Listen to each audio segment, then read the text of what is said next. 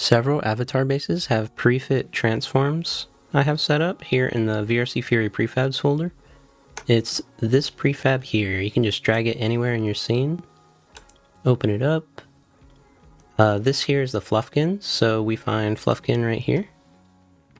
And then in your inspector, copy the transform component. And then pick a MechaBappers prefab. We'll do Arcanist. Expand that prefab, and then just paste the transform right there on the position and scale object. Then we want to add the arm cutaway map, so you just click on your avatar's body, lock your inspector, in your project tab, start typing arm cutaway.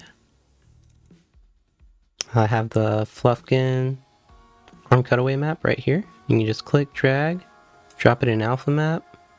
Make sure your rendering preset is cut out. Right click alpha cutoff. Animated when locked. Slide the slider down to 0. And you're done. Let me know if you have any questions. My Discord's in the description. Bye.